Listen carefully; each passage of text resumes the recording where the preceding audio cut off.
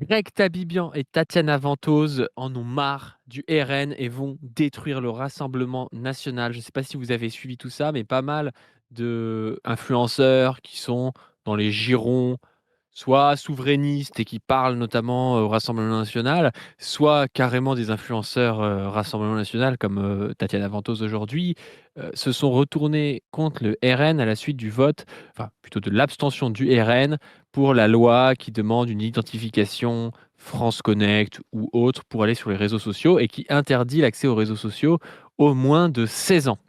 Ils ont vraiment, un peu pété un plomb sur ça et se sont mis à faire des vidéos, si bien que Tabibian a dit que maintenant leur objectif c'était, même d'empêcher le RN d'accéder au pouvoir, enfin tout un truc. Vous allez voir que, il y a plein de gens dans le coup, plein d'influenceurs internet, notamment Pierre Sautarel, qui est le gars qui a créé F de souche, notamment aussi, Victor Ferry et vous allez comprendre les enjeux notamment de cette loi dans cette capsule et pourquoi est-ce que ça fait autant réagir ces influenceurs. Chris, est-ce que tu es chaud pour parler de tout ça? Ouais, je suis hyper chaud. Je suis hyper chaud depuis le début. Ce truc-là m'intéresse vraiment de fou. Bon, la loi en elle-même est dans une continuité, soi-disant de se cacher derrière. On va en discuter. Une bonne volonté de protéger les enfants et les jeunes adultes des réseaux sociaux. Ça, on peut en parler. Je pense qu'il y a une vraie légitimité à ça. Les réseaux sociaux sont Chris, le devenus macroniste, hein. Chris le parent. Tu vois, c'est vraiment ce que je pense n'est pas Ventose, Tabibian et Sautarel. Tu vois, c'est donc ce qui est plutôt une bonne chose pour l'humanité, mais un problème pour leur idéologie. Mais tu vois, je pense que c'est ça. D'ailleurs, je pense que le RN est beaucoup plus fort que ces tartampions là. Lui, il s'adresse justement à des masses qui élèvent des enfants et tout. Donc il y a ça. Et puis tu as l'opportunisme macronien, comme un peu, tu te rappelles. Là, c'est sur la pédocriminalité, parce que c'est des choses qui se sont déjà faites là, récemment sur la pornographie, qui sont faites sur les sites de jeux en ligne. Voilà, on en reparlera, mais c'est une opportunité pour eux de contrôler tout le monde, d'avoir la carte d'identité de tout le monde et tout. Et il y a des lois qui, depuis vraiment un moment, parce qu'avant, tu te rappelles, la lutte contre le terrorisme, tu avais le Patriot Act, c'était quelque chose qu'on a beaucoup entendu juste après le 11 septembre aux États-Unis, c'est un peu venu de là, le surcontrôle et tout. Mais il y a des lois beaucoup plus importantes. Par exemple, le chat control en Europe là, qui est fait, c'est pour vraiment contrôler le chat. Donc, tu as ce Ouais, pour double que jeu. en gros, les discussions, sous prétexte de lutte contre la pédocriminalité dont ils n'ont rien à faire, hein. On se souvient de l'affaire Liana récemment, où on s'est rendu compte qu'en fait, il y avait énormément de signalements qui n'étaient pas traités ou qui passaient un petit peu sous silence. Donc, sous prétexte de lutte contre la PEDOPORNOGRAPHIE, je le dis comme ça pour le robot Ouais, c'est ça. YouTube, eh bien, l'Union européenne dit qu'ils vont aller regarder les discussions cryptées des gens, quoi. Mais c'est quand même un problème parce qu'on sait très bien que quand ils commencent à regarder les discussions cryptées, à la fin, ils finissent par surveiller les opposants politiques, par des fois même faire fuiter. Parce qu'ils sont nuls aussi en cybersécurité, par faire fuiter des données qui sont des données personnelles des gens qu'ils ont récupérées et qu'ils n'ont pas sécurisées. Enfin, souvent, c'est assez foireux. Et si on met pas plus de budget et plus d'intérêt dans la prévention, dans l'éducation aussi à la vie affective et sexuelle aux enfants, dans la justice, parce que la justice, une fois qu'on a des gens qui sont signalés, la justice n'a pas les moyens de traiter ces problématiques-là. Contrôler votre discussion WhatsApp de famille, je vois pas trop ce que ça va permettre de faire, à Ouais. part une société de contrôle et de répression, quoi. Mm. Sachant que ce que tu as dit sur la pédocriminalité, la prévention, l'accompagnement, la formation, c'est que des trucs dont lesquels les droitards sont contre, tu sais, dans les écoles et tout. Donc Bien sûr. c'est ça qui est assez drôle, c'est que bah, quand on les écoute, à la fin, on aimerait savoir c'est quoi leur solution. Alors j'ai vu, on va le voir, Sautarel parler de ça. Là, il devient gauchiste presque. Il faudrait faire de la prévention sur les réseaux sociaux, de l'éducation et tout, parce que ça touche son petit business. Mais en fait, dès qu'il va avoir des, tu vois ce que je veux dire, dès qu'il va avoir des gens formés, spécialistes de ça, qui vont parler ce que c'est une fake news, comment les détecter, ce que c'est croisé, en fait, on va se rendre compte que un des plus grands sites de fake news ces 20 dernières années, c'est son site F de souche. Tu vois, donc il va dire ouais, Alors, comment ça. F de souche, c'est pas si vrai que ça, parce que F de souche ne crée pas d'infos, tu sais, c'est juste des. Ah ouais. Non, non, F de souche ne fait pas d'infos. F de souche prend, je sais pas, tel meurtre par un noir sur France Auvergne, France 3 Auvergne, tu vois, et vont le reposter. Mm. Et F de souche, c'est que ça. Donc F de souche ne fait pas plus de fake news que d'autres médias parce que F de souche ne crée jamais d'informations. Mais F de souche prend juste des informations qui vont dans leur sens, regroupent tout sur un site et disent regardez, tous les jours, il y a des noirs qui agressent des gens en France. Oui, en fait, tous les jours, il y a, je sais pas, 50 agressions en France. Il y a des noirs, il y a des blancs. Et si tu prends que les agressions par des noirs, à la fin, oui, t'as l'impression qu'il y a que des noirs qui agressent des gens en France. Mais F de Switch, ça fonctionne comme ça, si tu veux. Donc, c'est justement une manière presque intelligente parce qu'il s'est toujours caché derrière ça. Le mec, il a dit ah bah non, mais moi, je fais juste reposter des choses que d'autres gens ont fait, tu vois. Mais il fabrique quand même de l'information. C'est-à-dire, il informe comme quoi il y aurait une massification des agressions racistes ou des problèmes à cause de l'immigration et tout. Tu vois, parce que c'est ça l'information. C'est des films, c'est plus fin que c'est news, je trouve. C'est plus intelligent dans la manière de faire. Tu vois, c'est toute la bêtise, je trouve, par exemple, d'un Bourdieu dans sa conférence sur la télévision. Tu sais, vraiment, un des trucs les plus connus de Bourdieu. Je pense que ça lui rend pas hommage, même si je lui ai plein de critiques à faire. Mais à un moment, il dit cette fameuse phrase, il adore ça, Bourdieu. Le fait divers fait diversion. Alors qu'en fait, le fait divers fait conviction. L'amas de faits divers, on a l'impression que tu as un système qui se crée. Et en fait, justement, quand tu prends plein de faits divers qui se ressemblent, même s'ils sont, tu vois ce que je veux dire, c'est la queue de comète, c'est dans la masse un espèce de petit truc marginal, tu as l'impression qu'il y a un système. C'est comme si demain, tu titrais dès qu'il y a un enfant mort, je sais pas, en couche, ou une femme morte en couche. T'as l'impression d'être au Moyen-Âge, quoi. Si t'en parles tous les jours par rapport aux masses de naissance et tout, bah là, c'est la même chose. Donc, comprendre l'information, la décoder pour des jeunes adultes ou des enfants, ça passe par ces trucs de formation et on se rendrait compte que Pierre Sautarel et F de Souche sont des manipulateurs depuis 15 ou 20 ans. Et là, il criera au scandale dans les écoles. À la fin, ce qu'ils veulent, c'est surtout qu'on ne contrôle pas leur public parce que leur public reste un public, à mon avis, de petits délateurs pour la Gestapo dans les années 40, voilà, qui sont très contents de pouvoir balancer des saloperies sans qu'on les retrouve, alors qu'on pourrait très bien les retrouver sous anonymat, sous pseudonymat, voilà, etc., qui ont l'impression d'être des grands rebelles, alors qu'en fait, ils font des vidéos YouTube, et puis ils ont des commentateurs qui disent « Ah, bravo, faut remettre les Arabes à la mer », tu vois. C'est assez médiocre, dégueulasse, mais c'est comme ça qu'ils vivent, donc in fine, ils défendent leur petit business, c'est ce qu'on va voir fondamentalement. Mais là, il y a vraiment un truc de... C'est vrai qu'il y a eu des histoires comme ça, des fois, de mecs, notamment des antifas, tu vois, ont affiché. C'est-à-dire, ont affiché le nom, prénom, la gueule d'un type, et tu te rendais compte que c'était un random cadre de 45 ans qui lâchait des dingueries sur les meufs, sur les noirs et les arabes et tout. Et en fait, c'est le gars, il veut pas que ça se sache à la cafette, en fait, que ce mec est une merde, qui raconte des propos déshumanisants, tu vois, sur Internet. Et c'est ça qui les gêne, c'est qu'ils savent très bien qu'en fait, la moitié de leurs followers font ça. Et pour eux, la liberté, c'est de pouvoir insulter le physique d'une meuf sur Internet en étant tranquille, dire qu'il faut foutre les Noirs et les Arabes dans la Seine ou des choses comme ça. C'est pour ça que ça les gêne tant que ça. Vous pensez pas que c'est pour la liberté, hein, c'est pour leur liberté d'insulter des gens, ce qui est quand même un peu particulier. Ouais, c'est clair. Et il y a beaucoup de gens aussi à gauche. Ça, c'est intéressant parce qu'il y a beaucoup de gens aussi à gauche qui vont dire ouais, mais nous aussi, l'anonymat, le pseudonyme. Mais faut comprendre un truc, c'est que nous-mêmes à gauche, on ne luttera pas contre le système, contre l'ordre en place, par des petites actions clandestines, anonymes. Et c'est pour ça que nous, on a pris la décision de s'afficher, de montrer nos têtes, on est quand même reconnaissable, etc. On est sous pseudonyme, voilà, on n'est pas sous pseudonyme. Pseudonyme je veux dire, bon, moi j'ai gardé mon pseudonyme, mais je pourrais même foutre mon prénom, ça ne me gênerait pas. Mais toi, il y a quand même ton prénom, Zoé, il y a quand même son prénom, donc c'est quand même pas du pseudonymat qui est très très qui est très très poussé. Mais le truc, c'est de dire, faut s'afficher, faut assumer ses idées. On ne vit pas, contrairement à ce que pensent certains, sous le fascisme. Et tant qu'on ne vit pas sous le fascisme, on n'a pas besoin d'être anonyme. Et d'ailleurs, c'est un truc qui revient souvent chez un peu les gens qui s'inventent une vie, qui te disent oui, mais les partis communistes qui ont réussi dans l'histoire, et notamment ils parlent du parti communiste chinois et du parti bolchevique, ont été clandestins. Et ils ont été clandestins, oui, parce que être communiste sous le tsarisme pendant la Première Guerre mondiale, c'était un peu compliqué, tu vois. Pareil, être communiste sous Chiang Kai-shek ou sous le colonialisme en Chine, c'était compliqué aussi. Donc forcément, tu avais besoin, à un moment donné, d'être clandestin. Aujourd'hui, on n'a pas besoin de l'être, et c'est une force de ne pas l'être, quoi. Et tant mieux d'ailleurs, mais on pourrait reprocher à Jean Moulin de ne pas être dans la clandestinité avant 40, quoi. Tu vois ce que je veux dire? Le mec, il était pas sous pseudonyme, c'était un faux résistant, c'était un faux progressiste avant 40. Enfin, ça n'a aucun sens. Effectivement, le temps de la clandestinité est un temps, quand on l'a dit, on a fait un short là-dessus, quand on n'est plus dans la fascisation, l'autoritarisme, et qu'il n'y a plus de contre-pouvoir, c'est vraiment quand il y a de la répression pure, dure, simple, et de la censure. Aujourd'hui, on n'est pas dans ce cas-là, donc la résistance aujourd'hui doit se faire par la massification.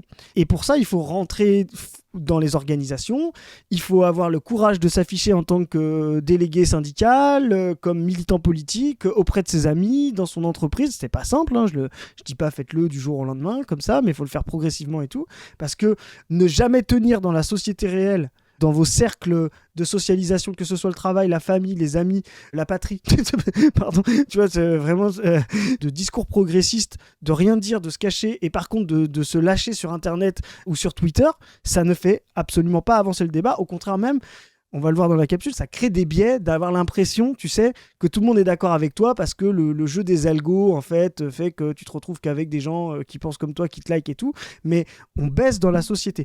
Et la force de la France insoumise, et je pense qu'elle aurait pu aller encore plus loin, elle pourrait encore aller plus loin, c'est quand même d'avoir créé une dynamique où tu as des groupes d'action, des gens qui font des choses qui se rassemblent, IRL, qui discutent avec leurs parents, leurs amis, c'est-à-dire d'avoir créé un discours de rupture radicale, mais qui est quand même dans les masses et qui fait masse, et avec qui tu peux avoir de dire « Ah, j'ai un collègue qui est insoumis, j'ai machin qui est insoumis ». Donc vraiment, il faut sortir de ce syndrome, moi j'appelle Batman, là, de l'anonymat. Vraiment, on renversera le système quand on peut afficher, tant que c'est possible, le fait qu'on a des idées progressistes, des idées de rupture égalitaire au boulot, au bureau, auprès des amis, etc. Et vraiment, c'est pour ça aussi que, on va le voir, c'est que des boutiqueries. Parce que ces Mais gens-là... attends, moi je suis pas forcément d'accord avec toi parce que je crois que je connais aucun collègue qui s'affiche insoumis. Ouais, C'est c'est pas pas assez. massif dans la France insoumise de s'afficher, contrairement à ce que ça a pu être dans le PCF historique.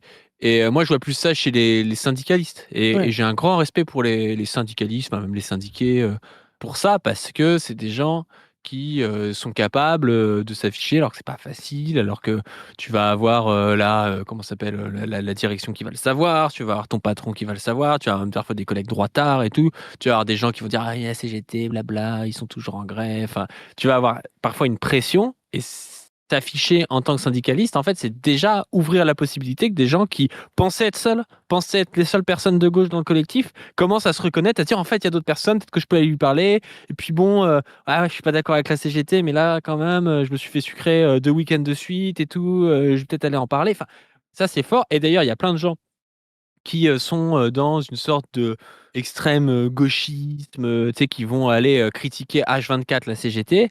Moi, je préfère largement quelqu'un de la CGT qui est pas maxi formé, qui connaît pas toutes les lettres de Trotsky à Lénine ou je sais pas trop quoi, et qui s'affiche, qui fait du taf de terrain comme ça, plutôt que des gens qui sont au final très très radicaux sur Internet, voire très radicaux dans des partis groupusculaires, et qui en fait ne font rien pour transformer le monde concrètement, à part des enjeux un peu de liturgie marxiste, quoi. Ouais, c'est ça. Et puis des marches et tout. Je veux dire, effectivement, comme tu dis, aller négocier en NAO, même si c'est plus compliqué que prévu, qu'il faut obtenir un peu moins que soi-disant l'appropriation des moyens de production tout de suite en un soir, tu vois ce que je veux dire, c'est quand même plus courageux et c'est comme ça qu'on avance. Je finis là-dessus.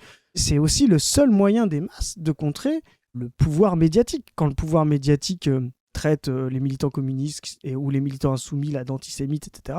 Le fait que vous puissiez être militant insoumis, que vous puissiez donner un contre-discours à vos amis, à vos parents qui regardent, à vos collègues qui regardent cette diabolisation pour montrer que vous n'êtes pas du tout ça, etc. C'est le seul moyen. Voilà, on n'aura jamais le discours, la puissance médiatique. Jamais les communistes n'ont eu la puissance médiatique pour pouvoir contrer le discours médiatique de la bourgeoisie. On a toujours été minoritaire là-dessus. Ce qui faisait qu'il y avait un contre-discours, c'est que ce que tu entendais à la radio, à la télé ou dans les journaux papier de l'époque, t'avais un contre-discours avec 2 personnes sur 5 que tu fréquentais à l'usine qui étaient au parti, tu vois, ça c'était possible. Donc c'est pour ça que tu cites souvent Mao, toi, être comme un poisson dans l'eau, tu vois, mais être dans les masses, tu vois, c'est fondamental. Donc s'organiser, se montrer, se battre collectivement, se soutenir, etc. C'est un moyen concret d'abolir le système. Ce sera jamais la clandestinité, l'anonymat. Je veux dire, tant qu'on est dans une période de bourgeoisie autoritaire en fascisation, mais tant qu'on n'est pas sous le fascisme, la répression pure et dure, l'interdiction d'un syndicat, l'interdiction des partis de gauche, le monoparti fasciste, etc., la clandestinité n'est pas du tout le moyen de performer et de faire avancer les choses. C'est juste un moyen de se donner une apparence de radicalité qui est un peu ridicule.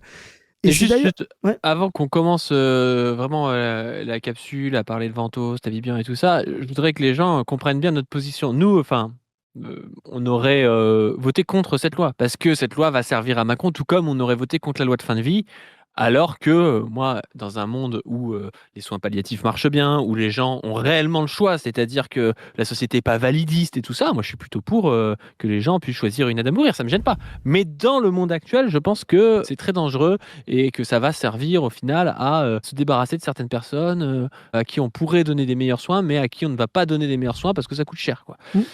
Le truc, c'est que là, c'est pareil. C'est-à-dire que moi, le fait qu'on fasse de la régulation, je sais pas s'il faut l'interdiction absolue ou s'il faut, tu sais, comme YouTube. YouTube, il y a YouTube Kids, par exemple, où tu as que des contenus pour enfants. Ça pourrait être aussi ça, des réseaux sociaux que pour les enfants, vraiment bien encadrés. Mais jusque-là, bah, ça marche pas tant que ça. Et quand on prend des réseaux sociaux, je sais pas, comme X, enfin Twitter, il y a 3 4 ans, tu pouvais tomber sur des vidéos de décapitation de Daesh, tu sais, enfin, tu pouvais tomber sur du porno, enfin, tu Ouais, pouvais tomber ouais. sur tout et n'importe quoi. Tu peux pas, enfin, dans une société qui fonctionne bien, avoir des gamins de 8 ans qui arrivent sur un réseau social et qui voient ça parce que ça va les traumatiser, quoi. Et donc, soit il faut avoir des versions enfants de ces réseaux sociaux-là, soit il faut le réguler et ça peut être une régulation par en dessous de 14 ans, en dessous de 16 ans, tu n'as pas accès à tel ou tel réseau. Moi, ça me choque pas du tout. Et pareil pour l'anonymat, nous, ce qu'on vous dit sur l'anonymat, que l'anonymat n'est pas la solution, ça veut pas dire qu'on est pour cette loi, mais ça veut dire qu'il faut pas non plus se tromper de combat.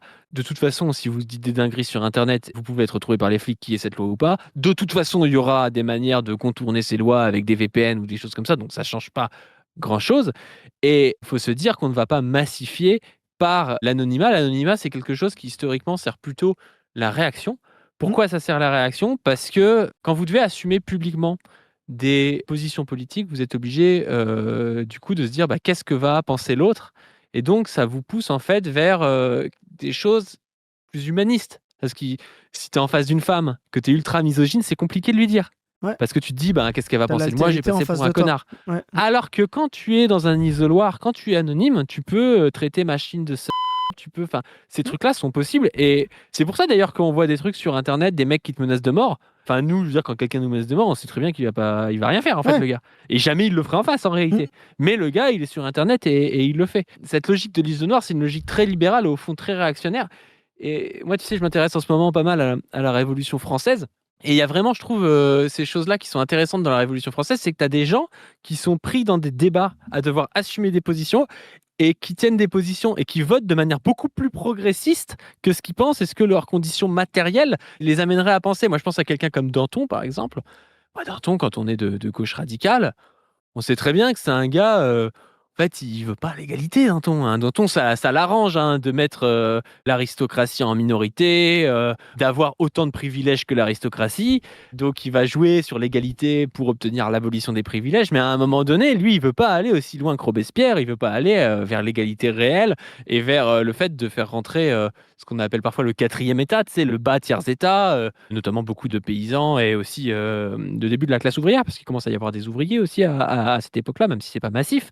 Il veut pas les faire rentrer dans l'égalité avec lui, qui lui est un bourgeois, quoi.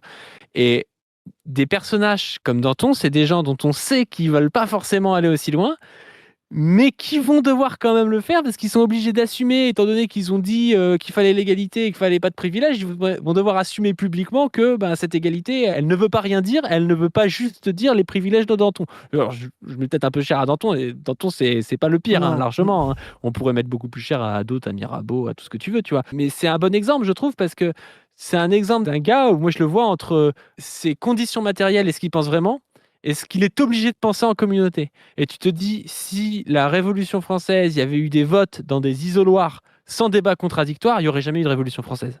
Mais sauf qu'en fait, à partir du moment où il faut assumer et où tu vas avoir des votes en main levée, là, ça n'a plus rien à voir. Et le monde est beaucoup plus progressiste. Et cette logique, elle sort de l'anonymat pour le coup. C'est marrant parce que tu dis ça parce qu'on va pas le voir, mais on pourrait retrouver.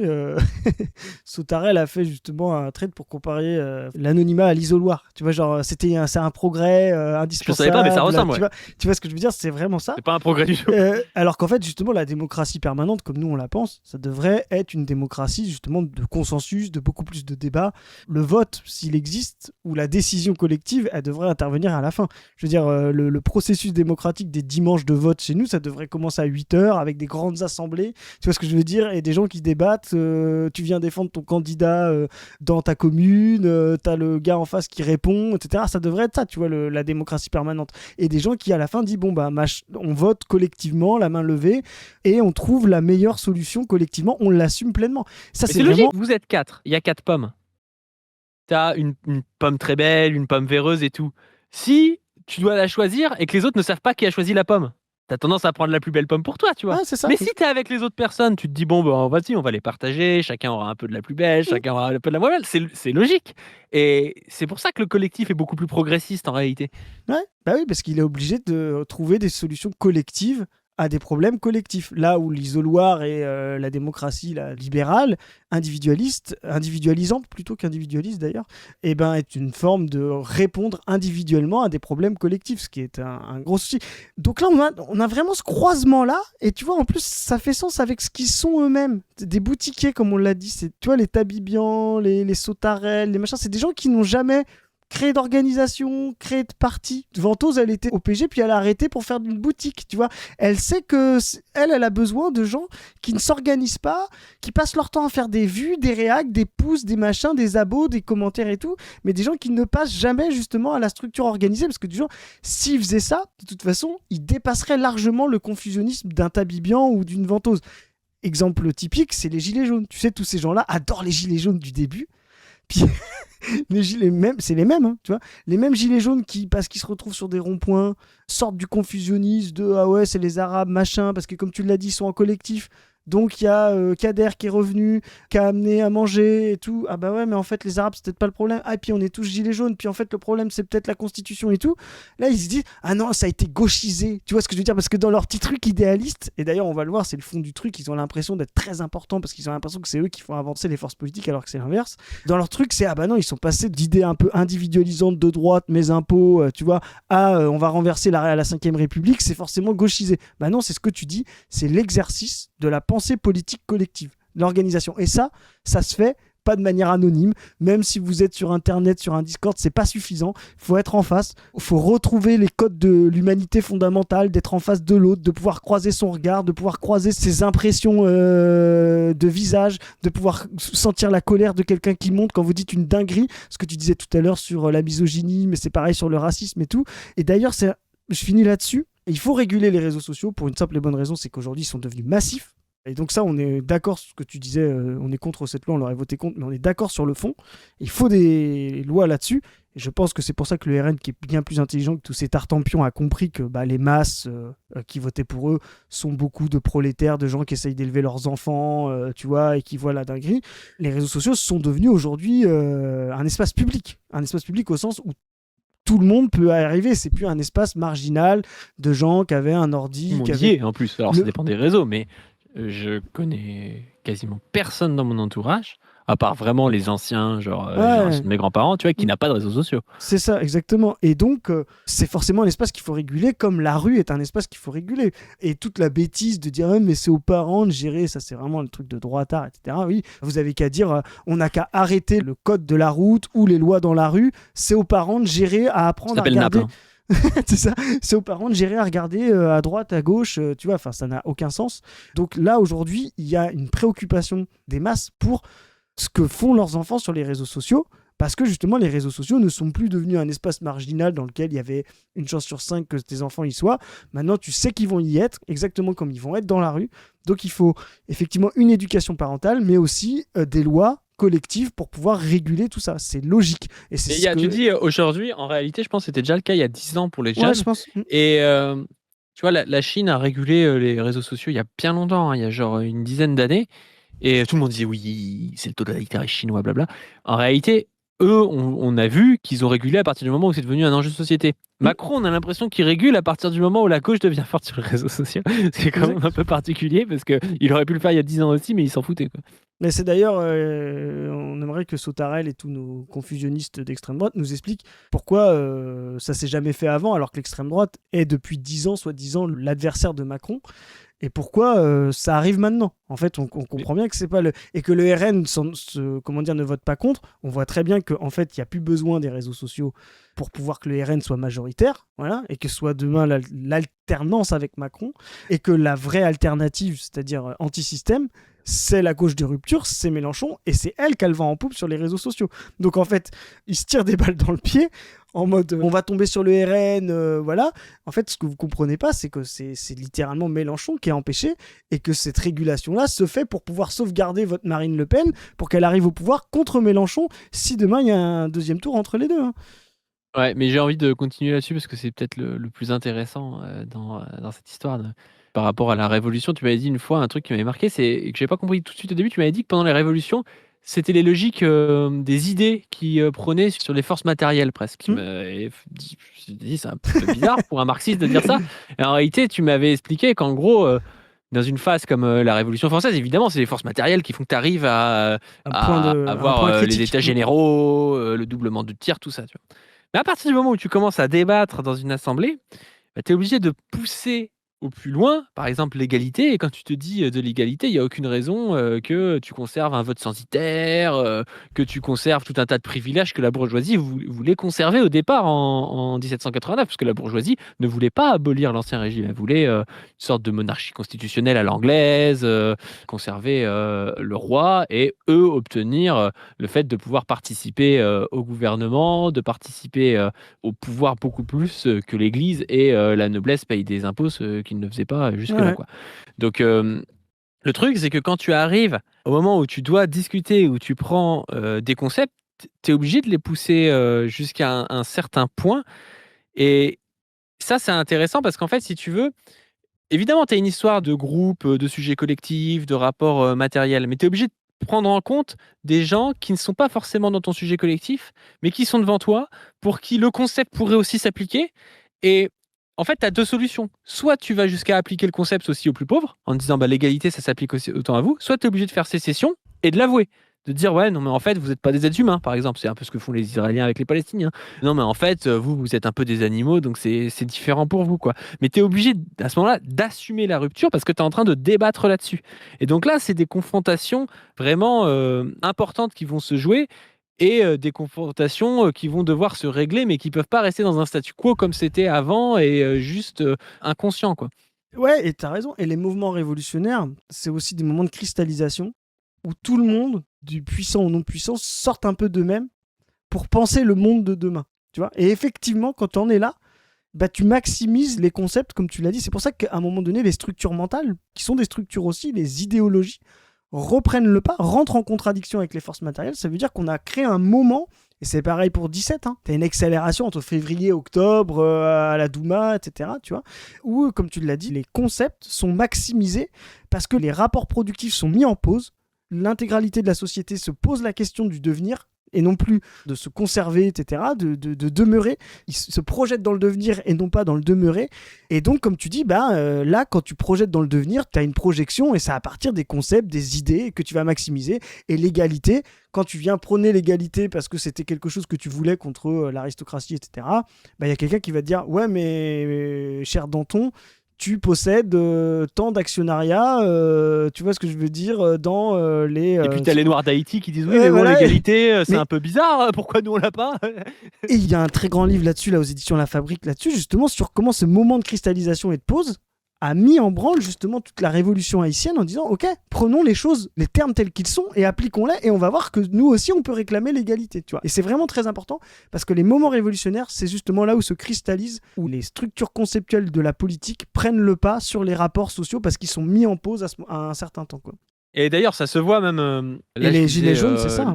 C'est le roman graphique là, de Grauzel et Locard, je crois, ou Lothar, je crois que c'est Locard, Ouais. sur la Révolution française. Lisez ça, Je c'est vous trop bien. conseille d'ailleurs, qui est très bon. À un moment donné, quand il y a la nuit du 4 août, là où ils votent l'abolition des privilèges, tu vas avoir même des aristocrates qui sont représentés et qui sont «Et moi, j'abandonne mon privilège de ci», et puis t'en as d'autres qui disent «Ah, moi, j'abandonne aussi mon privilège de ça». En fait, tu vois que même des aristocrates vont aller, et c'est ce qui s'est passé réellement, hein, même des aristocrates vont aller voter l'abolition de leurs propres privilèges, ce qui est totalement contre le matérialisme mécanique, où tu pourrais te dire bah les aristocrates vont défendre leurs privilèges, les prêtres là vont défendre la Le dîme, là, clergé, enfin tu ouais. sais, le clergé Ouais. va défendre ses propres privilèges. Et en fait, pris dans une sorte de logique conceptuelle, mais aussi qui s'est travaillée pendant des centaines d'années, et puis qui a atteint son aboutissement avec le siècle des Lumières dans la société française, ben, ils vont aller eux-mêmes jusqu'à rejeter l'édifice sur lequel leur propre classe sociale était montée, quoi. C'est ça.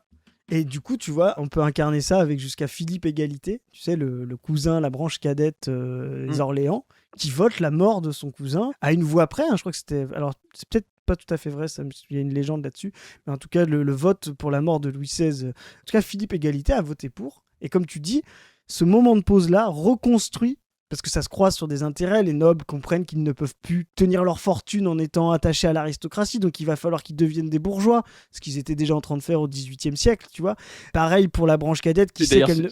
C'est la douille de l'abolition des privilèges, c'est que d'abord l'abolition des privilèges, c'est ils sont abolis, si vous les rachetez, il faut C'est ça, exactement. 30 ans de privilèges, enfin il faut donner 30, 30 ans de privilèges pour les racheter, ce qu'en fait personne ne peut faire, et donc de fait, à part les bourgeois qui vont pouvoir racheter ce qui doit aux nobles, les autres ne pourront pas le faire. C'est pour ça que 1789 à 1792, c'est une période extrêmement conservatrice en fait à l'échelle des masses, quoi. Tu vois, c'est vraiment c'est la révolution anglaise, quoi. Tu vois, une espèce de pacte bourgeois aristocrate, mais en tout cas, tu as une reconfiguration. Et quand je disais qu'on parlait de projection, les gens sont obligés de se dire je ne vais pas pouvoir me conserver de la même manière que je le faisais avant.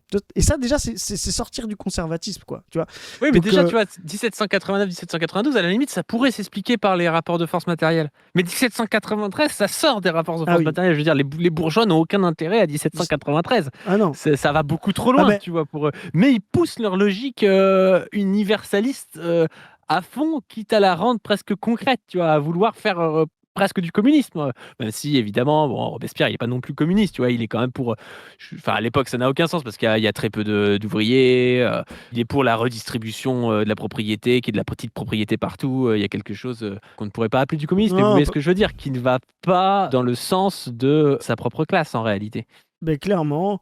Et d'ailleurs, ce que je te dis, c'est le maximum de conscience possible des bourgeois à l'époque, quoi. Enfin... La bourgeoisie sera effrayée par elle-même, hein, longtemps. Cette république de 1792 n'existera réellement pas, parce qu'elle sera empêchée par les forces extérieures et intérieures. Mais c'est une république de conseil, de démocratie permanente, comme l'a dit, très loin de l'isoloir libéral dont parle Sautarel.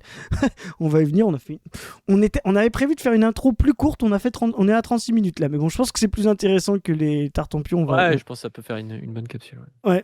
Mais du coup, on a justement une bourgeoisie qui sera effrayée, mais pendant des siècles. C'est-à-dire, elle ira tellement loin dans sa période révolutionnaire qu'elle se fera peur à elle-même, et elle ne stabilisera la République que 100 ans plus tard, tu sais, un peu moins, tu vois, 80 ans plus tard, en 1870.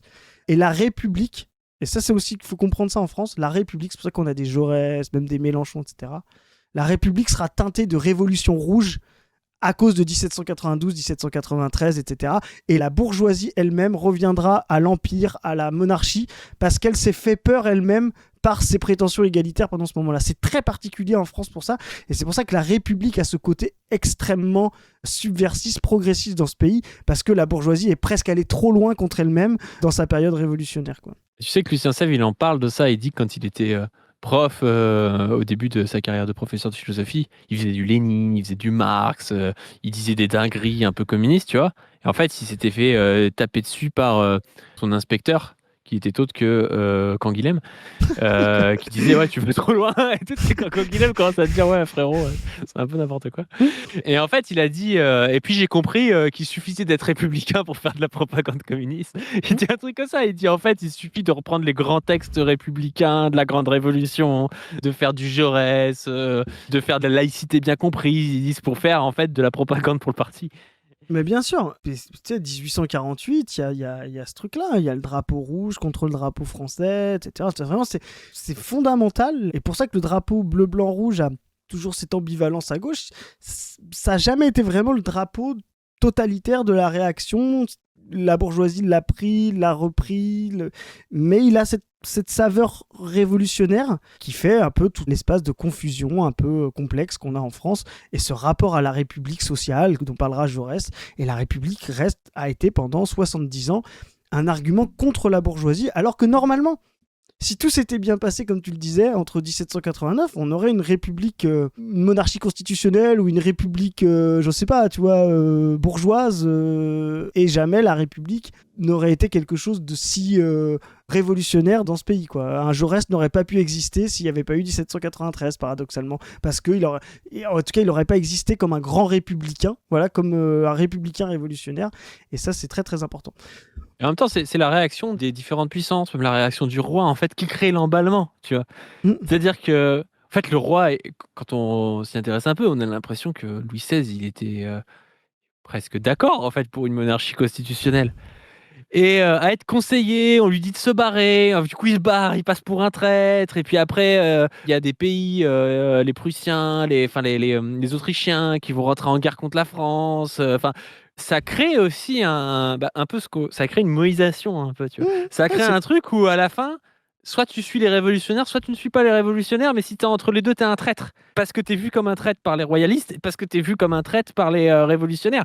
Et ce phénomène radicalise la révolution. 1789 est un moment trop lointain.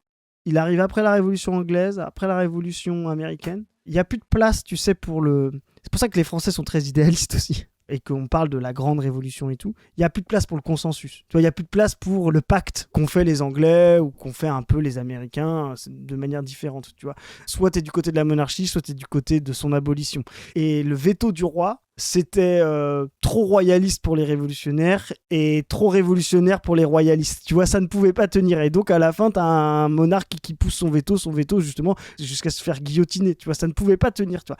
Et justement, parce que tu dis, il y a une moïsation entre les deux, l'idée d'avoir quand même la royauté avec le veto, alors qu'il y a eu la Révolution, il y a eu la Bastille, ça ne tient pas. Et donc, il faut basculer d'un camp ou d'un l'autre, soit la Restauration complète, voilà, qui échouera avec Charles X, soit la République qui finira par s'installer progressivement malgré ses soubresauts, quoi. On va revenir un petit peu plus à Sautarel maintenant et tout, maintenant qu'on a mis un petit peu l'arrière-plan, tu vois, de ce que c'est leur fameuse liberté libérale de boutiquier. Je le redis, voilà, on a des feuillants, tu vois, maintenant tu sais bien ce que c'est, maintenant que tu as fait eux, c'est des feuillants, tu vois, ils se disent révolutionnaires, mais en fait, ils veulent conserver l'état des forces, la petite boutique, le droit d'être anonyme, voilà, tranquille. En fait, ce qu'il faut comprendre, on va le voir avec Sautarel, il va nous le dire. Attends, on va tout de suite basculer sur le tweet de Sautarel.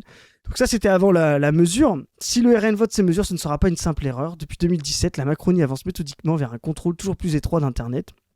Alors, je sais pas voilà pourquoi. Donc lui, il pense que c'est Macron, tu vois. Il n'arrive pas à comprendre que c'est aussi parce que Internet s'étend. Vraiment, c'est ce qu'on a... Pareil, ces gens ne pensent jamais en termes de force productive. C'est parce que Internet est massif. Ça aurait pu être Hollande, ça aurait pu être Sarkozy, ça aurait pu être qui tu veux. Et d'ailleurs, ils sont trop en peine parce que le RN fait pareil. Si vous voulez répondre aux masses, les masses s'inquiètent de ce qui se passe sur Internet. Voilà, donc il y a forcément une régulation à faire, comme on parlait tout à l'heure dans la rue.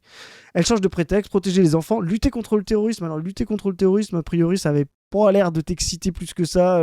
Voilà, quand il y avait la dissolution d'organisations de défense des musulmans et qui se battaient contre l'islamophobie, ça te posait pas problème. CCIF, ouais. Le CCIF. Quand c'était pour attaquer des associations d'extrême gauche, ça te posait pas de problème. Quand c'est pour envoyer Majoubi qui a dit qu'à parler du drapeau tricolore, en fait, du drapeau du Sénégal dans la Coupe des Nations et qui finit par se faire réimmigrer après 20 ans de vie en France, ça ne posait pas de problème, je pense. C'est ça, exactement. Et le harcèlement, la haine, clairement, enfin, je veux dire, t'es littéralement quelqu'un qui existe grâce à Internet, Sautarel. Donc, si t'étais empêché, tu ne serais pas là, tu vois. Donc, les ingérences étrangères ou les manipulations électorales. Petit truc, je sais pas dans quel monde ils vivent, eux, mais Sautarel a un candidat lui-même. On apprend, grâce à Wikipédia, qu'il vient de chez Maigret. Donc, je sais pas, le RN, ça a jamais été sa tasse de thé parce qu'il est toujours du côté des dissidents. Je pense que Sautarel a lui-même voté en 2022 contre Marine Le Pen au premier tour en votant Zemmour. Je veux bien parier ma chemise là-dessus. Et donc, c'est un type qui a été fabriqué par les réseaux sociaux, Zemmour. Tu te rappelles, il étaient hyper puissants sur les réseaux sociaux. Ils faisaient des statistiques genre ouais, Zemmour, c'est ce qui revient. Ils avaient des bots en Russie avec Samuel Lafont et tout, à tel point qu'ils avaient construit dans leur tête le fait qu'ils étaient surpuissants. Mais tu vas voir, on va le voir avec le clown Tabibian, c'est encore plus marrant. Ils avaient l'impression qu'ils étaient des millions. Et quand on leur disait non, en fait, vous allez faire que 7-8, tu sais, les derniers sondages qui commencent à ressembler à l'opinion publique. Non, le vote caché, tu vois, on va quand même faire 20 et tout. Enfin, vraiment, c'était. Et là, Sautarel me fait rire parce qu'il se dit, mais le RN nous a trahis. Mais en fait, vous êtes 2%. Enfin, vous ne pesez rien. C'est vraiment. Et puis comme tu disais, moi je pense que l'électorat moyen du RN, tu lui dis on va faire en sorte de protéger les gamins sur internet en faisant un truc un peu sécuritaire, ils disent oui. Enfin, je veux dire, il y a que eux parce que eux ils passent leur live sur Twitter à insulter des gens ou à faire des trolls que ça fait chier, mais le votant moyen employé ouvrier RN, il s'en balèque, je pense. Hein.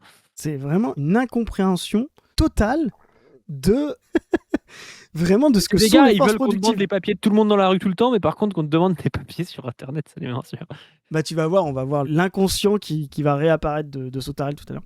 Mais voilà, donc là, ils comprennent en fait que, bah oui, leur petit public de lâches qui aiment bien insulter des femmes, des noirs, des arabes sous anonymat, ça va être un petit peu plus chiant pour eux. Il va quand même falloir qu'ils donnent leur carte d'identité.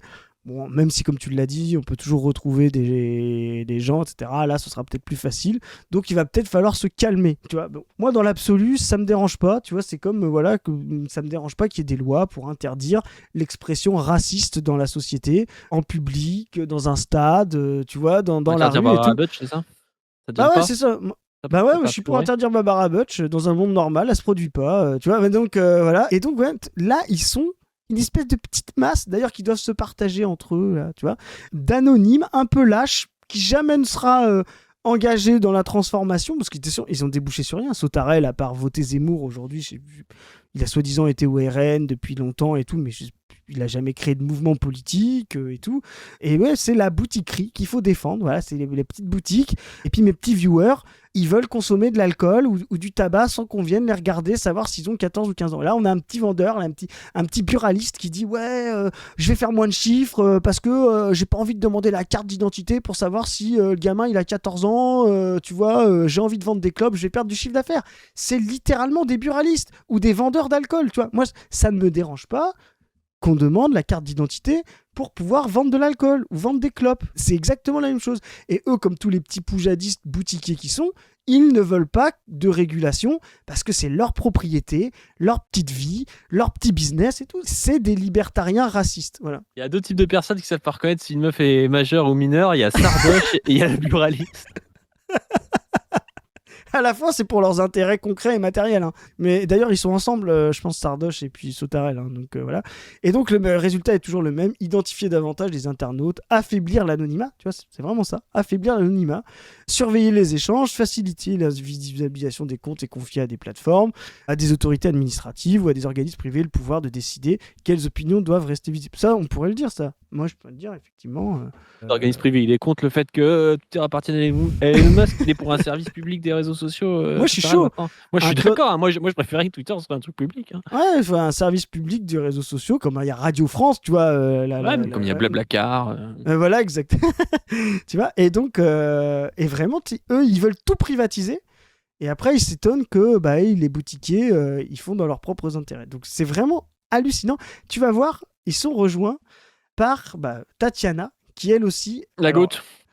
Tatiana qui est partie à Londres, voilà, et qui nous fait un message très grave sur le RN et sa trahison, quoi. À tous les gens qui ont voté Rassemblement National et qui sont aujourd'hui déçus de leur absence de prise de position ou de leur justification à l'identité numérique instaurée hier, proposée par la Macronie. À tous ceux qui ont voté RN et qui ont perdu des amis, des proches, des membres de leur famille... Tu sais qu'il y a des... T'as l'impression qu'elle allait faire la guerre. Elle a perdu des proches. C'est pas ceux que là-bas. C'est cette histoire. l'impression que c'est les jeunes qu'on salue, c'est difficile, qui sont de minorités sexuelles, etc., qui sont rejetés chez eux et dont il faut des foyers spéciaux pour aider. Là, il y a des foyers, tu sais, de jeunes qui ont voté RN et qui l'ont dit dans leur famille et du coup qui sont rejetés. Enfin, vraiment, mais il y a... Alors que c'est combien de personnes qui ont voté RN au deuxième tour c'est plus de 20 millions. C'est n'importe quoi, tu vois. C'est n'importe quoi, t'as l'impression. En plus, il y a, tu sais, dans les livres de Cocard et de Faury, ils t'expliquent que dans certains milieux, les gens qui votent pas RN passent pour des gens bizarres. C'est-à-dire que tout le monde vote RN dans le village, ou tout le monde dit voter RN, en fait, tu sais pas trop. Et c'est les gens qui votent pas RN qui sont regardés bizarrement. Mais tout comme si t'es un journaliste de France Info, si tu votes pas Glucksmann, tout le monde te regarde en mode qu'est-ce que t'es en train de faire et tout. Est-ce qu'en fait, t'es en train de nous trahir, quoi. Non, Et c'est logique, quoi. Je dépends juste des milieux. Donc je vois pas pourquoi elle explique que les jeunes qui votent RN ont perdu leur famille, leurs amis, ont tout perdu. T'as l'impression que c'est un grand acte héroïque alors qu'ils ont juste foutu un bulletin dans une isoloir et qu'ils sont même pas obligés de le dire en plus. Parce que si t'es dans un milieu où c'est trop compliqué, j'imagine que tu le dis pas et basta, quoi. Mais ça, c'est Tatiana, en plus, tu sais, elle a fait son coming out RN au deuxième tour de 2022, donc le plus gros score du FNRN depuis toujours, au moment où même plein de médias sont maintenant alignés avec le RN. Tu vois, c'est vraiment, autant je te dis, peut-être être un influenceur fin des années 90, début 2000, artistique, où tu vois, et dire que t'étais FN, c'était peut-être problématique. Tu sais, t'avais encore beaucoup de gens qui te disaient pas dans les sondages, et elle le dit quand c'est là, littéralement hégémonique. Donc ça, c'est... Mais tu vois, elle a le même truc que Branco. Elle fait passer pour des actes héroïques un truc du quotidien normal. Tu vois, c'est leur truc à eux. Tabibian est pareil, ils se font passer pour des héros alors qu'ils font les trucs que une personne sur 3 ou une personne sur 2 fait dans la société. C'est vraiment ridicule. Et leur esprit de sérieux, comme dirait Sartre, est vraiment à pisser de rire, quoi. Moi, le truc qui me fume là-dedans, c'est que la meuf te présente ça. Enfin, je veux dire, le RN, ils ont abandonné la retraite à 60 ans. Ils ont abandonné même le Frexit, qu'elle défend. Ils ont voté la loi pour la présomption de légitime défense pour les flics. Ils n'ont pas voté pour augmenter le SMIC. Enfin, il y a plein de choses qui auraient dû la faire réagir. Et ce qui l'a fait réagir, c'est le truc de France Connect pour ses abonnés Raslar, quoi. C'est vraiment le seul truc qui l'a fait réagir. Tu sais, t'as un boutiquier qui tient une épicerie pendant la Seconde Guerre et tout. Tu t'en fous quand les mecs ils foutent des juifs dans des trains. Tu t'en fous quand les mecs ils fusillent des communistes et tout. Et par contre, les gars, ils te disent ouais, peut-être qu'on va vous enlever 5% du beurre que vous avez par jour. Et là, t'es là, non, mais c'est honteux, les Allemands et tout. Je suis un résistant de la première heure. C'est trop ça, c'est ridicule. Tu sais, sur la loi permis de tuer, le RN a voté pour les macronistes, c'était pas un problème pour eux. Tu vois, parce que ils s'en foutaient. Ils se sentent pas concernés par ça. Tu vois, leur boutique, voire même, tu vois, c'est leurs idées, c'est de tirer sur des Noirs et des Arabes, c'est plutôt bien. Face, je perds et pile, tu gagnes. Tu vois ce que je veux dire? À la fin, c'est quand le Macron vote comme le RN, c'est bien, et quand le RN vote avec Macron, c'est pas bien. À la fin, c'est juste qu'ils votent ensemble, tu vois. Enfin, et ils arrivent pas à avoir la collusion. Et là, vraiment, comme tu dis, ouais, leur boutiquerie est attaquée. Et là, c'est les Jean Moulin d'opérette, là. Ah, tu vas voir, dans le genre Jean Moulin d'opérette, là, je commence simple, déjà, c'est pas mal. Mais alors, Tabibian, c'est monstrueux. Pour avoir fait ce choix-là, je sais ce que c'est. Ça m'est arrivé aussi. Encore un témoignage d'accident de la route et tout. C'est quoi cette histoire? Quelle bouffonne! Et je le dis bouffonne vraiment au sens, tu vois, genre historique du terme. C'est vraiment là pour amuser la galerie, quoi. Si c'était à refaire, je le referais. Parce qu'on a fait ce qu'on avait à faire jusqu'ici. Mais on croirait qu'elle était dans la résistance et tout. C'est n'importe quoi.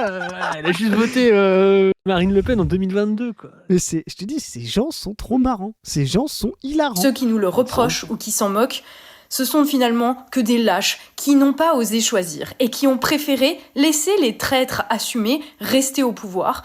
Mais littéralement, les gens qui ont fait ça sont aussi des gens dont on ne connaît pas l'identité parce qu'il y a le secret de l'isoloir, etc. Arrête de dire n'importe quoi, tu vois ce que je veux dire? Arrête de traiter de lâche des gens que tu es en train de défendre parce qu'ils veulent ne pas mettre leur carte d'identité. Que de se donner une chance, même minime, même sans grand espoir, que les choses puissent changer. Aujourd'hui, avec le vote de cette loi de vérification d'identité pour pouvoir aller s'informer ou s'exprimer. Moi, j'aimerais bien que Ventose nous explique qu'elle est contre la carte d'identité. Moi, je suis contre la carte d'identité nationale de base. Tu vois. Donc, moi, je considère que on devrait avoir tous les mêmes droits aux mêmes endroits. Tu vois. Donc, peu importe si t'es français ou pas français. J'aimerais savoir pourquoi, dans un monde où le numérique prend autant de temps que le monde réel, et il y a des gens pour qui ça prend même plus de temps, le numérique, pourquoi il n'y aurait pas de carte d'identité eux qui la défendent partout dans le monde réel, pourquoi il n'y aurait pas de carte d'identité dans le numérique? Tu vois ce que je veux dire? Nous, à la rigueur, on pourrait le dire qu'on est contre la carte d'identité. Parce que nous, on est contre la carte d'identité. Enfin, moi, la carte d'identité nationale dans le monde réel, en tant qu'internationaliste. Mais elle, c'est une nationaliste racelarde. Elle aime bien qu'il y ait une carte d'identité nationale dans le monde réel. Donc j'aimerais bien savoir pourquoi, dans le numérique, il ne devrait pas y en avoir un, à part pour la petite lâcheté de pouvoir dire des dingueries et de ne pas pouvoir en assumer les conséquences, quoi. Mais sur les réseaux sociaux, le Rassemblement national a choisi de rejoindre les rangs des lâches et des traîtres à la France. Tout le temps ensemble, c'est n'importe quoi. Tous les trucs importants, ils vont ensemble. Les traîtres à la France, putain. Oh là là, elle se sent dans la résistance, là. C'est excellent, c'est vraiment le gaullisme de Wish. C'est le De Gaulle, c'est vrai. Donc ça, je te laisse sur cette tête-là. Alors, dans le genre, de général De Gaulle d'opérette, tu vois, là, c'est génial. En plus, donc c'est Tabibian, un type que tu as littéralement, je pense que les gens le sauront, détruit, voilà, qui est partagé par Cassius Ledy. Donc, ce que je dis ça, c'est qu'on a fait un débat avec Tabibian. Alors, en vrai de vrai, moi, ce débat, en fait, il racontait tellement nimp que moi, des fois, j'étais consterné. Et j'ai pas ce côté un peu bégozo, tu vois. Quand il dit de la merde, je lui dis une fois, et quand il continue, des fois, je suis là, tout le monde voit que c'est de la merde. Mais en réalité, peut-être qu'il faudrait, ce qu'on m'a dit après coup, appuyer sur le fait qu'il raconte de la merde. Mais vraiment, j'avais l'impression de débattre avec un gars, tu sais, qui te disait un truc, tu disais que c'était faux, il disait ah ouais, c'est faux, mais il y a un autre truc, tu sais, genre à chaque fois, tu sais, qui est pas sûr de ce qu'il défend et tout. Alors que c'est quand même quelqu'un dont c'est le métier, quoi. C'est le métier de s'intéresser à la politique, de faire de l'analyse politique, même si elle est humoristique, souvent chez Tabibian. Et vraiment, c'est consternant. Enfin, je vous laisse aller voir le débat si ça vous intéresse. Il est sur la chaîne, on vous le met en description. Allez voir le débat, vous verrez à quel point le Tabibian est un mollusque idéologique et intellectuel. C'est vraiment un peu des sous-Zemmour, tu sais, des types qui n'ont pas de pensée, qui prennent des bouts, machin, des citations, de ci, de ça, tu vois, pour pouvoir exister. Mais vraiment, ça ne tient pas. Et d'ailleurs, dès qu'ils parlent plus d'une minute, il se contredit dans la deuxième, quoi. C'est un peu leur souci, quoi. Et donc là, il est partagé par Cassius Ledy. Donc Cassius Ledy, qui, comme on le sait, est une grande progressiste islamophobe, voilà, zémourienne, je pense. Qu'est-ce que tu en penses, une zémourienne un peu? Elle dit qu'elle vote Zemmour, mais c'est pas pour autant qu'il faut dire qu'elle est de droite, je crois. Elle dit, voilà, elle vote Zemmour, mais elle est pas de droite et pas islamophobe, il paraît. Voilà, donc attention, grand numéro d'acting. Vous connaissez le même de Scorsese, là, comment dire, absolu de cinéma. Alors là, vous allez voir le cinéma absolu. Donc en plus, il joue à De Gaulle sur TV Liberté, la chaîne pétainiste. C'est pour vous dire à quel point le truc est drôle, quoi. Je peux vous garantir que des gens qui ont tout toléré à l'heure actuelle veulent vous... Non, ça c'est vrai que j'ai vu. Veulent vous détruire. C'est-à-dire que là, je le dis, si jamais Chenu ou Marine ou n'importe quel plouc de ce parti d'escrocs me regarde, oubliez LFI. Nous sommes votre pire cauchemar. genre Marine Le Pen, Marine Le Pen, elle a des procès au cul, elle est dans des bras de fer avec les pires mafieux droitards, genre Sarkozy, tu sais, depuis 20 ans. Et genre, elle a droit de la sueur parce que Tabibian va faire une vidéo sur elle, tu sais. La meuf, elle arrive pas à avoir des prêts. Bon, c'est bon. Alors, c'est vrai que Macron va empêcher justement l'extrême droite d'arriver au pouvoir, Marine Le Pen et tout. Il vient juste de délivrer, d'aider, de se porter garant avec l'État pour qu'elle ait un prêt pour sa campagne. Donc, pour te dire un petit peu le niveau de... Macron fait ça pour empêcher Branco d'être au second tour parce qu'il considère qu'il est dangereux. C'est ça, exactement. C'est ça ma thèse. Donc, c'est pour vous dire le niveau d'analyse de ces gens-là. Donc là, regardez, nous sommes votre pire... Alors là, je le remets parce que c'est vraiment hilarant. Oubliez LFI. Nous sommes votre pire cauchemar. C'est-à-dire que là, si on réunit une vingtaine, on représente 2 à 4 millions de vos électeurs.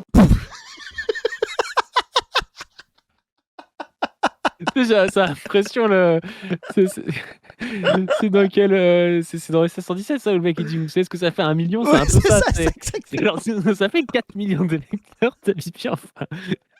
Peut-être que vous pouvez faire 2 à 4 millions de vues. Mais c'est pas enlever 2 à 4 millions d'électeurs à Marine Le Pen, c'est pas pareil.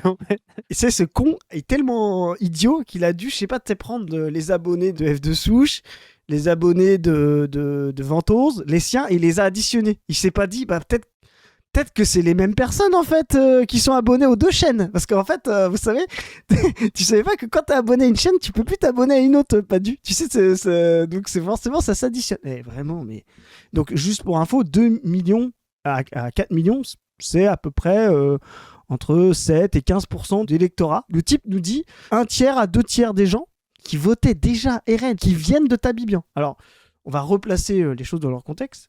Ce n'est pas le RN qui existe grâce à Sautarel, Tabibian ou Ventose. Vous êtes l'écume de cette vague-là.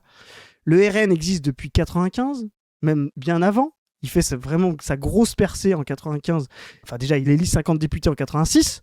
Il fait sa grosse percée au présidentiel, plus de 15% en 95. Il arrive au deuxième tour en 2002. Vous n'existez pas. Vous êtes même des gauchistes à l'époque, je pense, Ventose et toi. Sautarel, toi, t'es déjà, a priori de ce qu'on dit, t'es déjà un scissioniste du RN parce qu'il n'est pas assez racelard pour toi, t'es chez Maigret. Donc vraiment, tu paries sur le mauvais cheval. Si vous existez aujourd'hui, et nous on l'a expliqué, avant la moïsation, c'est parce qu'il y a une période de restructuration, de confusion. Voilà, c'est pour ça que vous pouvez dire je suis un peu de droite, un peu de gauche, souverainiste de gauche, racelard de gauche, voilà.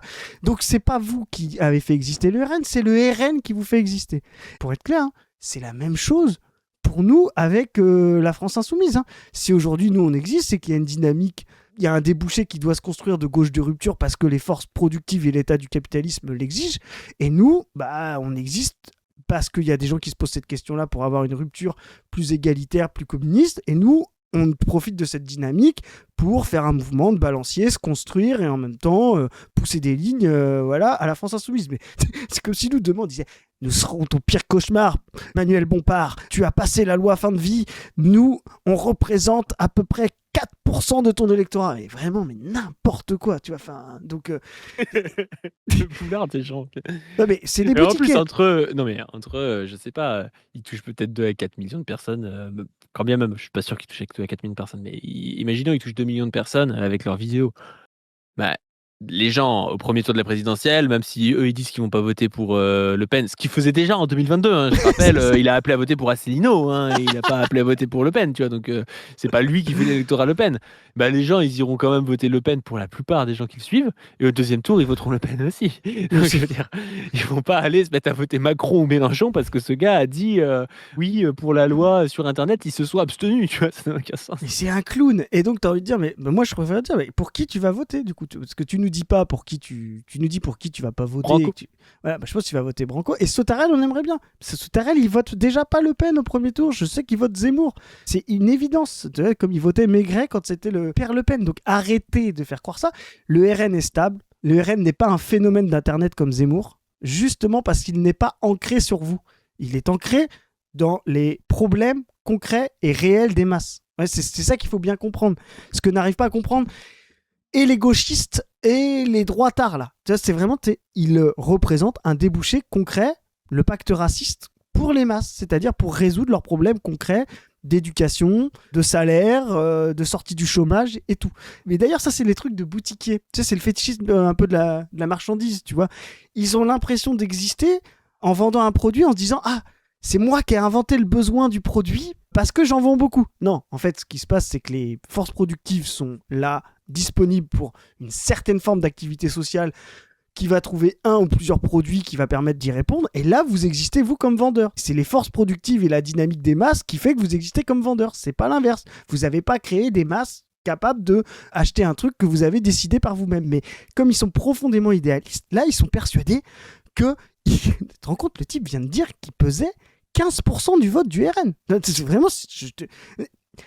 Moi, ce qui me fait rire, et là on va le voir aussi, on va continuer, c'est hilarant. Pas 15% des votes du RN, c'est vote RN premier tour, il y a quoi? Il y a 10 millions de personnes qui votent RN au premier tour? Non, 8. 8 bah du coup, ouais, c'est 25 à 50% du vote RN premier tour. C'est complètement délirant. Qui à cet électorat pendant l'année à venir, pourquoi il ne faut plus voter pour vous? Nous avons un objectif à partir de maintenant, c'est vous faire perdre les prochaines élections. Enfin, oh, c'est bon ça. Ah, mais vraiment, je m'y attendais pas là. C'est incroyable quoi. Là, je suis trop prêt pour cet arc. Ça va être une gogolerie encore ce truc. On l'a prédit dans la logique de Marine Le Pen, qui va se placer comme la droite alternative, pas alternative à la droite, mais l'alternance à Macron.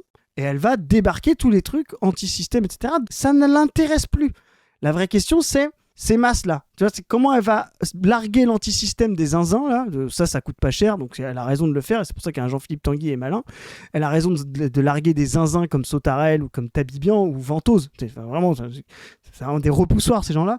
J'ai jamais vraiment été avec elle, d'ailleurs, à part quand il y avait à bouffer sur le truc, tu vois. Mais, par contre, comment elle va expliquer aux masses concrètes qui voulaient la retraite à 60 ans parce qu'ils ont des métiers de merde, etc., qu'en fait, il faut travailler jusqu'à 67. Ça, c'est une sortie du système qui est peut-être un petit peu moins vendable. Ouais, elle va pas le faire. Elle, si c'est Marine Le Pen, elle sera à retraite à 62, je pense. Ouais, on va voir. Ça va pas faire 67, Marine Le Pen. Si c'est Bardella, il est capable de faire ça, mais Marine Le Pen n'a pas faire ça, je pense. Je pense pas. C'est fou ce que tu dis. Non, je le dis. C'est ce qui est marrant, c'est ta TV Liberté, les idéalistes, pétélistes, tu sais qu'ils sont... Non, mais dis pas ça. C'est Mélenchon qui va gagner la présidence.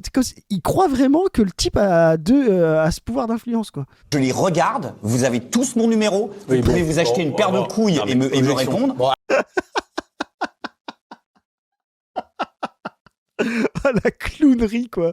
Ah, j'espère que sur la miniature, il y aura lui avec un nez rouge, quoi. C'est vraiment un phénomène. Allez, objection. D'accord. On est très énervé. Voilà, il n'est pas content, donc tu vois, il a fait une. J'aimerais bien avoir ça à gauche. Hein. Alors, Bad Mulch qui dit Chiqui Rouge, je te regarde, tu as mon numéro, je ne vais pas appeler à voter pour toi et ça va faire très très mal. C'est ça. Alors là, ce qui est drôle, c'est qu'il a fait tout un truc, on va pas regarder les 10 minutes, mais où il s'adresse aux cinglés du RN. Donc des gens qui votent déjà pas RN au premier tour. Alors toi, tu les connais mieux que moi. Parce qu'en fait, ce qu'il ne sait pas... Thomas Ferrier, Nicolas Faure, Le Brac, c'est déjà pas des gars du RN. Enfin, Le Brac, je sais pas ce qu'ils votent, mais Thomas Ferrier, c'est un gars du Parti des Européens, c'est un nazi. C'est vraiment un nazi. C'est...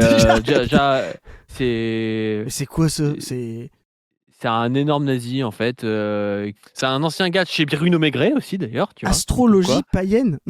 Ouais, c'est un gars qui est païen, qui dit que la vraie religion des Européens, c'est le paganisme, qui passe son temps à se comparer à Pétain, à Hitler, à des gars comme ça, mais qui explique qu'il n'est pas antisémite, parce que les païens n'ont jamais été antisémites. Ils étaient un peu judéophobes parfois, mais voilà, je sais pas quoi, c'était mérité. Enfin, bref, le gars est complètement ouf. Nicolas Faure, c'est... un gars qui a une chaîne qui s'appelle Sunrise, je crois, qui était aussi dans le collectif ADN avec Alex Cormier-Denis et Daniel Conversano, donc Alex ou Alex, je sais plus, Daniel Conversano et Nicolas Faure, ADN, et en gros c'est un truc de racelard où justement ils disaient que... Alors eux ils soutiennent Marine Le Pen parfois par vote utile, mais ils sont sur une ligne beaucoup plus un peu libertarienne raciste, tu vois. Ouais. Liberté, et donc, civilisation, bref, il n'y a pas besoin de leur demander leur avis. Eux, ils sont déjà pas pour Marine Le Pen. Hein. Et Le Brac... Le Brac, c'est un Renoir d'extrême droite qui est connu comme tel parce qu'il se fout de la gueule des gauchistes sur Internet. Meilleur noir de France, spectateur de la Manche, part de la race. Mon esprit est toujours sur le premier banc en arrivant pour la cale de Rochebonne. Okay. Donc, il a fait une vidéo dédiée à ces gens-là. Attends, mais tape Thomas Ferrier si tu connais pas ce gars. Tape Thomas Ferrier sur YouTube. Et regarde les vidéos que ça te propose. Et moi, je suis pas un manager de proximité. Mon boulot, c'est pas de faire du management de proximité. J'ai pas à aller faire travailler les mecs pour faire du boitage et du collage. Est-ce que le maréchal Pétain, quand il était général de la Première Guerre mondiale, il allait sur le front tirer sur les mecs? Non, chacun son job. Moi, j'ai 25 ans de militantisme derrière moi. J'ai une encyclopédie dans la tête. Mon boulot, c'est pas d'aller boiter. J'ai une encyclopédie dans la tête. Et Chris, dans la brèche, il est comme ça. Hein. Est-ce que Staline, il allait faire du boitage et tout Moi, je peux dire aussi, j'ai 25 ans de militantisme, j'ai une encyclopédie dans le mec se compare au maréchal Pétain qui fait ça. De la Première Guerre mondiale, il l'a dit, c'est pas de la deuxième. Ah oui, c'est différent. C'est pas non, parce que il y avait une vidéo sur laquelle je suis tombé l'autre jour qui s'appelait Thomas Ferrier, militant reconquête, traite Marine Le Pen de pute à N-word. Donc voilà les gars que Tabibian interpelle, identifie pour essayer d'avoir leur avis sur Le Pen après ce vote, alors qu'ils n'ont jamais kiffé Le Pen et que c'est des gros zinzins pro-Maigret. Et ce qui est intéressant, c'est qu'en fait, ces gens-là, ils sont les artisans de la prophétie sans le savoir. Ils nous détestent, mais en fait, ils travaillent pour la prophétie. Ils sont en train de fabriquer, à mon avis, la rupture Bardella-Le Pen. Parce que je pense que Bardella et son équipe est très branchée sur les réseaux. Et ils sont en train de refabriquer une extrême droite alternative qui sera comme celle de Zemmour, tu sais, 2022, soutenue par les réseaux parce que Marine Le Pen aurait absolument tout trahi et tout. Donc vraiment ce qu'on avait nous annoncé justement sur cette séparation, là ils sont en train de donner un corps média alternatif à une scission au RN. C'est assez intéressant. Et d'ailleurs tu vas le voir, il y a un gars, toi tu connais mieux que moi, mais qui est aussi un crétin à chaque fois que je le vois, qui s'appelle Victor Ferry. Victor Ferry, le boss de Libertardé. Donc là, il fait un tweet qui va dans ce sens-là, je trouve, downfall du RN, mise au point. Donc vraiment, vraiment les types sont persuadés qu'il y a un downfall du RN. Quoi, tu vois. Ces gens-là, je pense, étaient persuadés que Zemmour pouvait battre Marine Le Pen en 2022. Hein. Tu vois, c'est vraiment ce niveau. Hein. Downfall du RN, mise au point. Je voudrais m'adresser aux militants du RN de base qui nous prennent de haut depuis quelques jours. C'est vrai que les militants du RN de base, c'est des gars qui vont sur les posts Twitter de Victor Ferry. Le militant de RN de base, c'est des ouvriers blancs vieillissants. Ouais, de la Somme, militant RN de base, de la Somme. Ouais. Il va vachement voir les posts de Victor Ferry sur Victor Ferry Business and News. C'est vraiment PhD quoi. Non mais vraiment, ils sont trop marrants. Mais c'est vraiment leur boutiquerie, tu vois, ils croient vraiment que c'était que le RN leur doit quelque chose quoi. Et donc, comme beaucoup de créateurs de droite n'ont pas accepté la trahison du RN, vraiment, je te dis, on a empêché, je te dis, les boutiquiers de vendre de l'alcool ou de faire rentrer des jeunes filles de moins de 15 ans dans leur boîte de nuit. Tu vois, c'est un peu ce style-là, tu vois, c'est ouais, je ne vais pas contrôler les meufs, quand je sors avec une meuf, je vais pas demander sa carte d'identité, tu vois, on en est à ce niveau-là, tu vois. Enfin, voilà. Nous l'avons fait savoir et les militants de base nous disent en somme, écoute bien ce que disent les militants de base à Victor Ferry, vous n'êtes personne. Vous n'avez aucune force de frappe. On va gagner, on est les meilleurs. C'est bon ça. Soutien critique aux militants de base qui disent ça à Victor Ferry. Première chose, j'adore comment il s'exprime lui. Première chose, c'est que vous auriez tort de nous sous-estimer. Nous avons percé dans l'un des marchés les plus rudes, celui de l'attention. Nous avons des ressources. Donc tu vois, ils sont Victor Ferry, il a une chaîne YouTube normalement sur du debunk rhétorique.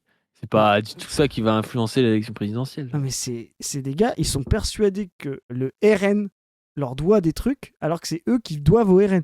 Bref, s'ils existent, c'est parce qu'il y a le RN comme débouché politique, pas l'inverse. Je ne voudrais pas parler pour les autres, mais il suffit de dire oui à plus de propositions et vous allez m'entendre bien au-delà des réseaux sociaux. Oh là, peut-être qu'il va se présenter. Victor Ferry, il n'existe pas grâce au RN, il existe pour un truc de rhétorique. En fait, politiquement, il n'existe pas. Victor Ferry, on s'en fout. En fait.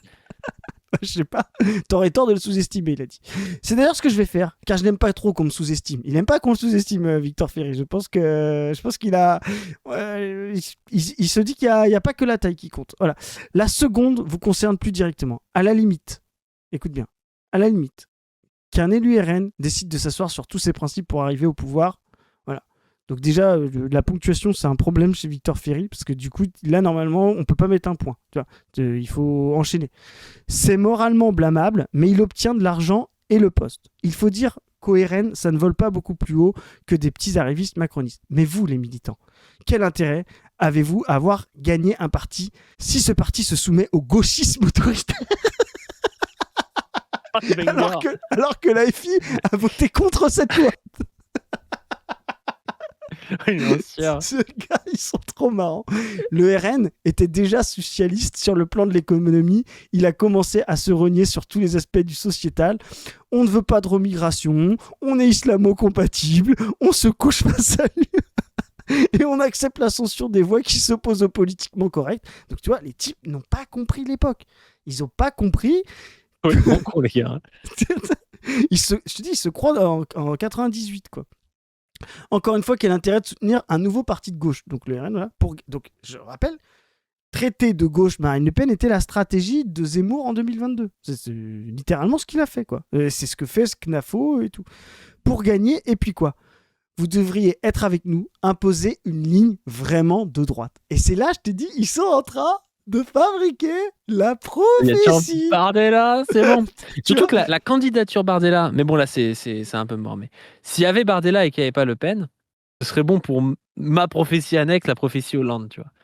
Le problème, c'est qu'Hollande là, bon, il peut se présenter, mais Hollande il va avoir du mal à se faire élire s'il y a Le Pen face à lui, puisque Le Pen il a quand même un socle électoral de fou, quoi.